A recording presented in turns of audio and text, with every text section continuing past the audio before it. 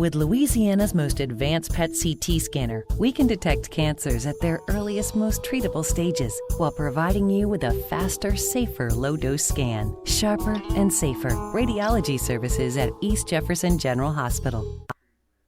How many times do New Orleanians ask how to solve the violence and murder rate? And how many marches and funerals have there been? Now, one man with a criminal past is working to stop it. And as Meg Ferris reports, he's gotten the attention of Oprah Winfrey and maybe even Hollywood.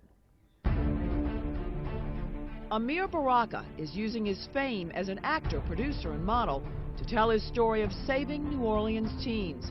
But he's also using his past as a convicted violent criminal.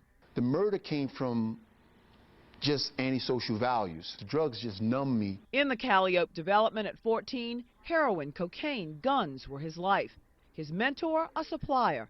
Dealing afforded him nice clothes and electronics his family couldn't. But there was a grandmother who was a very spiritual woman who basically raised us while my mother worked 2 jobs. My mother did the best that she could, but a woman cannot raise a man. So they would spank me and they would beat me. But in prison, his mentors were older men who had reformed their character. Young man, you're different. There's something special about you. You're different than the other guys. And no one had never told me that. Behind bars at Cottonport, he taught himself to read, got a GED, poured himself into books and physical fitness.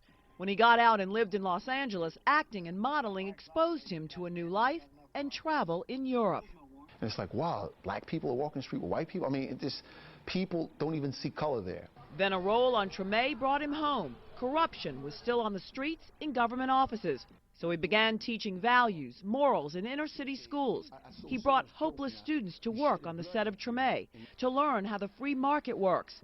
That mentoring introduced him to Tulane criminal justice expert Dr. Peter Scharf.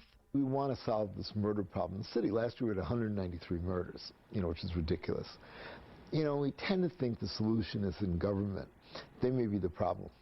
They became great friends, teammates for change. The other thing he doesn't tell you is he hangs out in the Calliope with these kids who are about to kill other kids and talks them out of it. Over sandwiches, the two created the idea of a new show called N.O.L.A Life. Ameer plays himself, saving teens from the sordid drug and gun culture. All locals get the jobs. Those he mentors in real life reenact roles. He understands us. He knows where we come from. He knows where we've been. He knows what we do. My passion is to work with kids. Imagine if LeBron James, imagine if Jay-Z, imagine if T.I. would start mentoring. Imagine if they can start telling young black men, listen, the gun is not the way, the books are the way. Now the Oprah Winfrey Network wants an interview.